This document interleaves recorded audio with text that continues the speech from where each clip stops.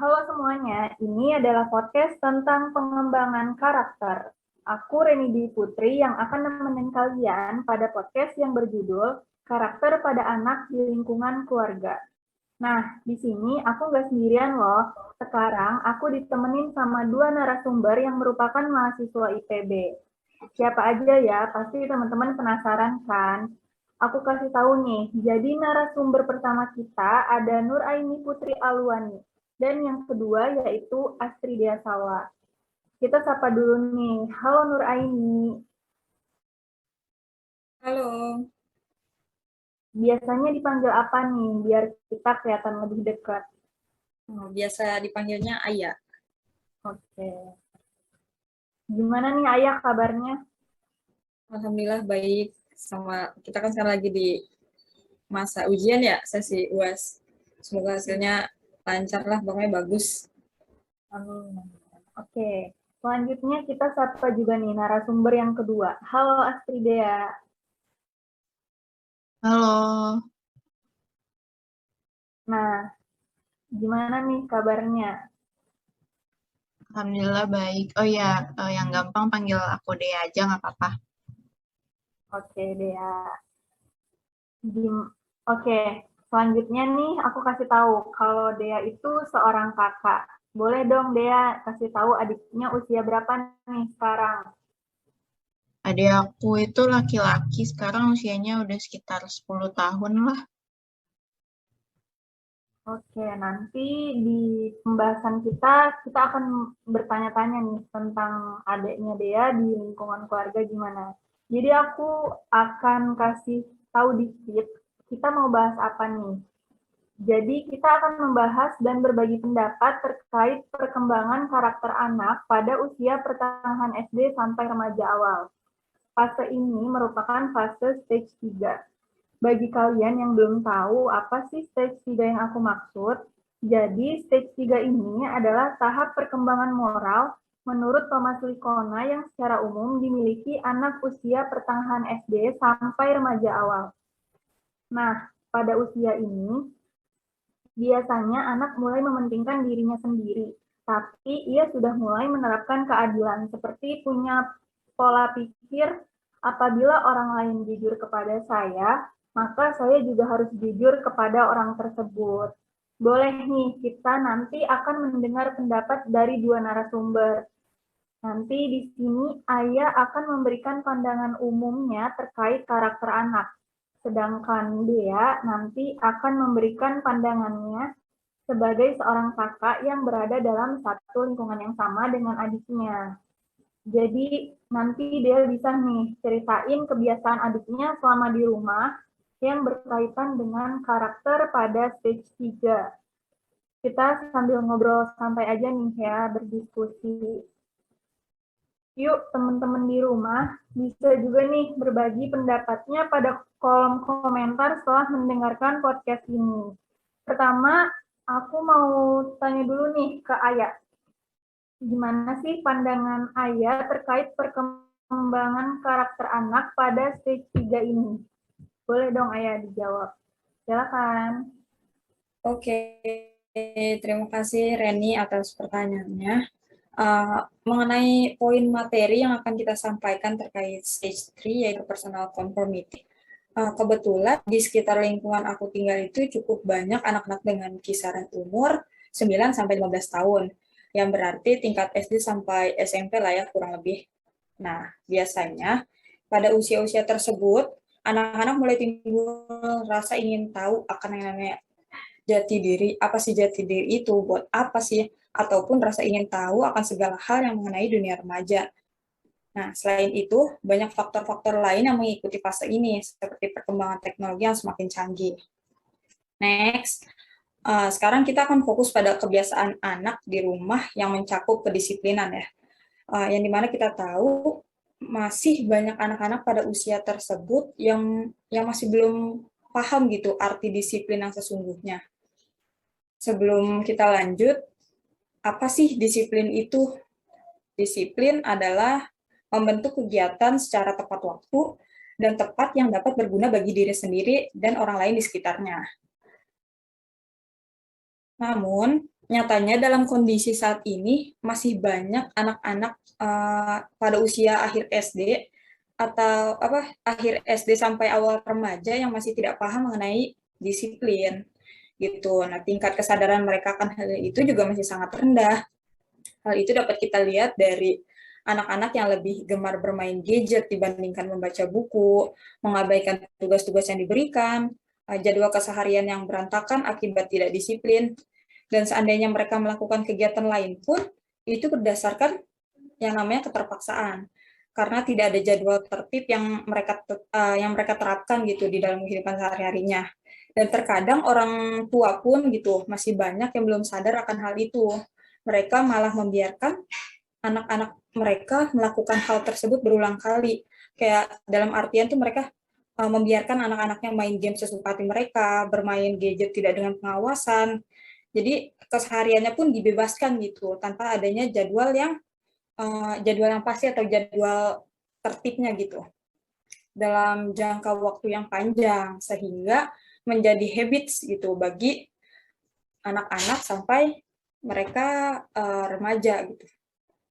Terus back to materi yang stage 3 menurut Thomas Likona tadi juga udah disebutin sama Reni. Menurut Thomas Likona, disiplin adalah entry point bagi pendidikan karakter. Jika tidak terdapat penghormatan terhadap aturan, otoritas, dan hak-hak orang lain, maka tidak akan ada lingkungan baik untuk proses mengajar dan belajar. Melalui pendidikan karakter, maka akan dibentuk anak dari dalam dirinya. Kita harus membentuk sikap, attitude, cara berpikir, dan feel-nya gitu. Dari hal tersebut, maka sangat penting peran orang tua dan sekolah dalam menciptakan karakter disiplin dalam diri anak. Gitu, Kak Reni. Oke, jadi intinya tuh ini dalam kedisiplinan ya, jadi peran orang tua dan sekolah tuh penting. Nah, karena kita judulnya itu di lingkungan keluarga, jadi kita ambil yang peran orang tua. Nah, aku mau tanya ke Dea nih, adiknya Dea tuh di rumah udah bisa belum sih nerapin disiplin, atau kalau belum tuh apa orang tua Dea punya aturan gitu buat adiknya? Gimana Dea? Oke, makasih Reni atas pertanyaannya. Jadi aku mau sharing sih sebenarnya. Kalau misalnya ditanya apakah orang tua aku sudah membuat peraturan di rumah, udah membuat aturan lah yang harus diikuti sama adik aku yang berumur 10 tahun itu, sebenarnya udah ya. Cuma aku mikir lagi sih sebenarnya di umur dia yang segitu, yang di umur dia yang harusnya emang lagi nakal-nakalnya, lagi pengen tahu banyak hal, ada aja peraturan yang dia langgar gitu. Misalnya orang tua aku tuh udah nerapin soal gadget sih, paling kelihatan banget. Jadi dia cuma boleh main gadget di Sabtu Minggu. Tapi ada aja tuh hari-hari biasa, misal dari hari Senin sampai Jumat, hari Kamisnya dia nyempetin tiba-tiba buka HP. Walaupun emang sebenarnya HP-nya nggak diumpetin, tapi emang kesadaran dari adik akunya sendiri kalau misalnya udah dikasih peraturan kayak gitu dan tahu konsekuensinya gimana, ya harusnya nurut-nurut aja. Cuma ya memang pada dasarnya anak umur segitu ya pengen tahu banyak hal, pengen tahu kenapa sih aku nggak boleh ini, nggak boleh itu, sedangkan kakakku boleh gitu. Dia ngeliat lagi ke kitanya, ke kakak-kakaknya yang udah ibaratnya udah gede lah, udah di atas 17 tahun gitu. Dia balik lagi ngeliat kakak-kakaknya, kenapa kakak gue boleh, kok gue nggak boleh gitu. Terus pandangan aku jadi wajar aja sih kalau misalnya ada aja anak seumuran adik aku yang tiba-tiba suka ngelanggar, karena itu ya balik lagi ke karakter anak di umur stage 3 itu, gitu sih Ren. Oke, tadi aku nangkep konsekuensi. Ada nggak sih konsekuensi jika adiknya Dea itu melanggar gitu, yang dikasih orang tua? Oke, biasanya gini sih, jadi misalnya adik aku tuh bukan cuma hari doang yang ditentuin, tapi di dalam HP-nya ini cuma boleh sehari itu misal 3 jam.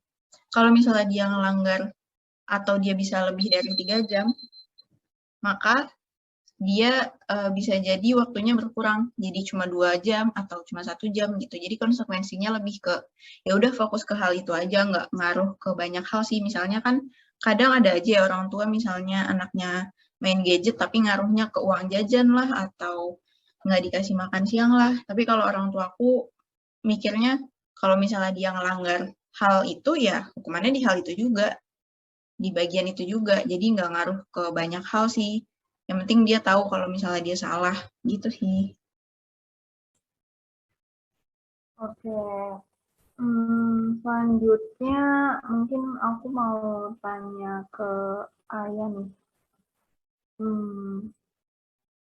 Dari yang kita tahu kan emang semua anak di umur segini gitu punya apa ya, punya keinginan, rasa penasaran gitulah, dan kayak kata Dea tadi, kalau dia penasaran pasti dia ada melanggar. Menurut Ayah sendiri, kira-kira konsekuensi terbaik apa sih gitu yang harus orang tua ambil buat anaknya biar sama-sama anaknya juga nggak ngerasa dirugiin dan orang tuanya pun nggak membebankan anak gitu.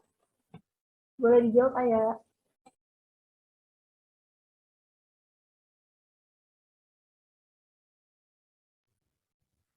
Oke, menurut pandangan aku pribadi ya, konsekuensi terbaik itu kembali kepada kesepakatan awal yang sudah dibuat nih antara orang tua dengan anak. Namun, di dalam pembahasan atau di dalam kesepakatan itu saat membahas konsekuensi, pembahasannya itu harus memiliki hubungan antara kesalahan yang diperbuat anak nanti atau yang pokoknya kesalahan-kesalahan yang perbuat dengan konsekuensinya gitu, harus memiliki hubungan. Selain itu, orang tua pun harus pandai memilih dan memilah kata agar anak-anak juga dapat menerima dan menyadari letak kesalahan mereka ada di mana. Selain itu, di materi juga ada golden rules, yang dimana golden rules itu punya tujuan agar anak bisa menerima otoritas orang tua dan berpikir kalau orang tua itu bijaksana dan perlu mengikuti nasihatnya. Itu bersangkutan dengan yang tadi, bagaimana cara orang tua menyampaikan hal tersebut juga harus dengan baik sehingga anak pun bisa menerima gitu. Yang kedua dari golden rules itu anak pun bisa menerima tanggung jawabnya, bisa menempatkan dirinya pada orang lain, memiliki empati, dan mulai mempunyai nurani gitu. Disebut juga fase anak baik atau good boy, good girl stage gitu. BTW aku juga mau nanya nih ke Dea. Memangnya orang tua Dea sendiri itu sudah membuat kesepakatankah dengan adik Dea mengenai hal tersebut? Oke, soal kesepakatan ya. Jadi dari orang tua aku itu udah buat kesepakatan. Jadi misal ada aku buat kesalahan, terus Bunda tuh bilang, Asdan, Bunda kasih peraturan kalau misalnya Asdan seperti ini, Bunda akan kayak gini. Asdan nggak apa-apa, dan Asdan menjawab iya. Kalau menurut aku kesepakatan antar orang tua dan anak itu penting sih, biar keduanya sama-sama enak dan nggak ada yang merasa terbebani gitu dengan adanya peraturan itu. Gitu sih dari aku. Nah, aku juga setuju banget sih sama komentar Dea. Boleh dilanjut nih ke Reni lagi kali ya. Oke, tadi kan kalian itu sempat menyinggung kata gadget nih. Aku mau tanya lagi ke Dea dulu deh. Kan di gadget itu kan banyak ya konten yang merujuk ke 18 plus dan anak juga belum bisa menyaringnya dengan baik. Nah, peran orang tua apa sih yang kira-kira bisa diterima oleh anak dalam apa ya, dalam ngaturnya gitu? Maksudnya anak tuh bisa nerima arahan apa gitu dari orang tuanya? Boleh nih dia dijawab, silakan. Oke, aku izin jawab soal orang tua ya. Orang tua bisa ngasih arahan apa? Mungkin yang pertama, kalau menurut aku dari pengurangan lama dia bermain handphone, dan ada beberapa aplikasi yang emang nggak diizinin sama orang tua aku, itu cukup sih, walaupun emang ada saatnya kita merasa kebobolan lah ya. Tiba-tiba anak udah buka yang lain gitu. Jadi sebenarnya di saat seperti ini agak sulit buat lebih ke nutup-nutupin hal-hal yang sebenarnya tuh mereka belum boleh. Jadi sebenarnya kalau misalnya dari orang tua aku caranya seperti itu sih. Cuma menurut aku itu kurang ya. Pasti ada aja hal-hal yang ngerasa kalau kita tuh kebobolan sama anak di usia seperti itu gitu. Oke, kalau menurut Ayah gimana nih pendapatnya?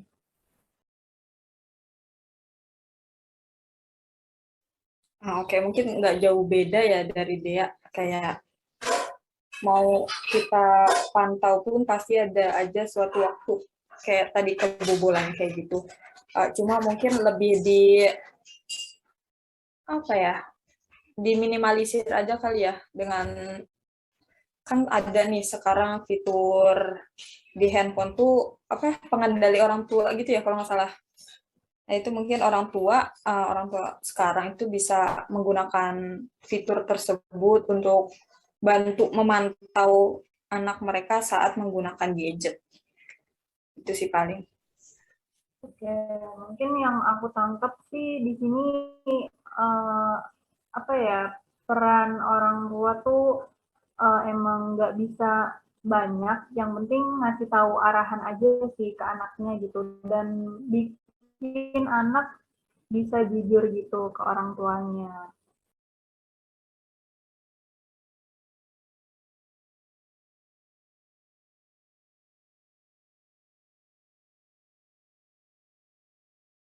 Nah, jadi bahasan selanjutnya tadi kan tentang sex education. Aku mau tanya ke Dea nih, gimana sih peran keluarga dalam memberikan arahan tentang sex education kepada anak gitu, biar nggak ada miskomunikasi juga. Oke, aku izin jawab terkait sex education ya. Sex education tuh sebenarnya penting, cuma kan ada saatnya orang tua ngerasa anak gue tuh belum waktunya buat tahu ini itu. Itu ada beberapa orang tua yang kayak gitu. Tapi pada umumnya orang tua itu harus memberikan pengetahuan soal badan sih ya. Jadi ada beberapa bagian tubuh kita, bagian tubuh anak yang nggak boleh dipegang sama lawan jenis lah, atau bahkan orang yang nggak kenal walaupun sama jenisnya, jenis kelamin maksudnya. Dan selain itu orang tua juga kasih tahu konsekuensinya sih, lebih ke nanti kalau misalnya kamu melakukan hal itu, kamu bisa dipandang buruk sama orang lain, atau ya konsekuensi sosial sih, lebih ke kayak gitu. Terus sama orang tua juga sebisa mungkin mengawasi tontonan anaknya, karena tontonan anaknya itu, atau ya sebisa mungkin deh ngecek tuh anaknya tuh habis nonton apa atau habis ngeliat apa, sebisa mungkin diawasi, takutnya ada hal yang tidak diinginkan kayak gitu sih. Oke, aku setuju banget sih sama pendapatnya dia tadi. Emang benar kalau pengawasan orang tua dalam hal sex education tuh emang penting banget. Mungkin orang tua juga bisa memberikan arahan kepada anak gitu, kalau kamu tuh harus jujur kepada orang tua, karena kalau kamu bohong gitu di membohongi orang tua dalam hal terutama di gadget gitu ya, kan sekarang gadget anak-anak tuh pola pikirnya tuh udah canggih banget, dia bisa menyembunyikan sesuatu, pokoknya kecurangan-kecurangan dalam gadget tuh bisa dilakuin sama anak. Ya intinya orang tua harus bisa buat anak tuh jujur gitu. Nah, sekarang aku mau tanya ke Ayah nih, kalau dari Ayah sendiri gimana sih cara memberikan arahan tentang sex education kepada anak? Silakan Ayah. Oke, kalau tadi Dea berbicara mengenai peran keluarga, sini aku mau ngomong peran sekolah, karena peran sekolah pun nggak kalah penting dalam hal sex education, kayak gitu. Uh, Nah, salah satu peran sekolah dalam mengenalkan sex education kepada siswa itu salah satunya dapat melalui penyuluhan dini mengenai sex education di sekolah-sekolah. Kurang lebih seperti itu. Oke, bener banget sih. Pokoknya emang sama-sama penting lah ya orang tua dan sekolah itu dalam memberikan arahan sex education. Oke, karena ini udah waktunya juga udah cukup ya. Mungkin buat di akhir sesi nih aku mau tanya ke ke Ayah nih. Aku minta Ayah buat kasih pesan untuk orang tua nih kepada pesan untuk orang tua dalam memberikan arahan kepada anak. Silakan Ayah. Oke, pesan untuk orang tua, yang pertama itu diharapkan orang tua pun selalu memantau kegiatan anak, walaupun terkadang mereka sibuk, itu setidaknya tidak melupakan tanggung jawab mereka dalam hal itu. Mungkin nggak 24 jam mereka mantau, tapi adalah beberapa waktu mereka memantau apa aja nih aktivitas anak, apalagi dalam hal gadget ya kayak gitu. Pokoknya harus terpantau lah seperti itu. Dan anak pun harus selalu diberi arahan gitu. Jadi mereka tahu mana hal yang positif, mana hal yang baik, mana hal yang buruk seperti itu agar terhindar dari hal-hal yang buruk ataupun hal-hal yang seharusnya belum mereka ketahui di umur segitu. Oke, setuju banget nih.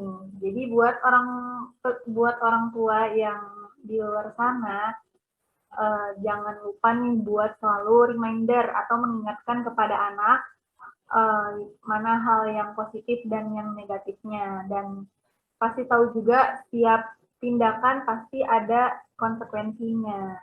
Oke, selanjutnya aku mau minta ke Afridia nih pesan kepada kakak-kakak di luar sana yang punya adik, terutama nih adik yang umurnya di fase stage 3 karena emang awal-awal puber gitu ya.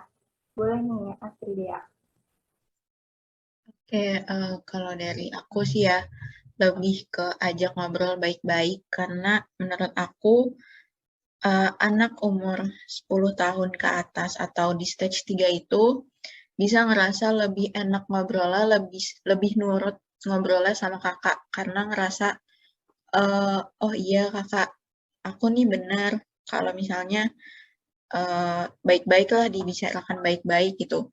Kan kalau kadang orang tua tuh kesannya kayak, orang tua aku berisik, kayak ngomong ini, ngomong itu, tapi kalau menurut aku peran kakak tuh juga nggak kalah penting buat membicarakan hal-hal baik seperti itu gitu. Jadi sebisa mungkin sering-sering diajak ngobrol adiknya, terus dikasih nasihat yang baik, terus intinya lebih ke ajak ngobrol yang baik-baik juga. Jadi bisa buat pengetahuan kita, bisa buat pengetahuannya adiknya juga gitu. Oke, setuju sih. Mungkin Dea juga bisa kali ya ceritain pengalaman Dea gitu. Maksudnya Dea kan pernah merasakan di umur kayak adiknya. Jadi kayak istilahnya memposisikan uh, dirinya di umur kayak adiknya gitu. Gimana sih cara penyampaian yang baik dan bisa dipahami gitu kan biasanya kalau kakak itu kan bisa menyesuaikan gitu lah. Oke, kalau dari oke jadi sekarang kesimpulan dari diskusi ini, jadi kalau dari aku pemberian peraturan itu sangat penting dan kesepakatan dari anak dan orang tua mengenai kebiasaan serta kedisiplinan itu juga penting banget karena pengawasan yang dibuat itu untuk membangun konsep diri yang positif bagi anak. Dan nggak lupa juga buat orang tua memilih kata yang baik dan bisa dipahami untuk anak gitu. Jangan membuat kalimat yang seakan-akan menimbulkan rasa yang sangat bersalah ke anak gitu. Jadi kan nanti anaknya itu akan menyalahkan diri sendiri dan mikir kok kayaknya gue negatif banget ya, atau kok kayaknya buruk banget sih gitu.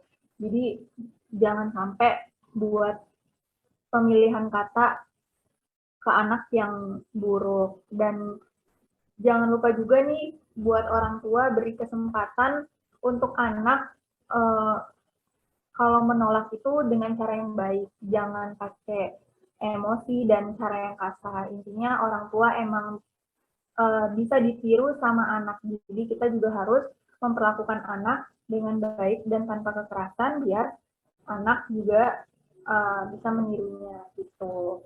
Oke, sekian podcast tentang pengembangan karakter ini.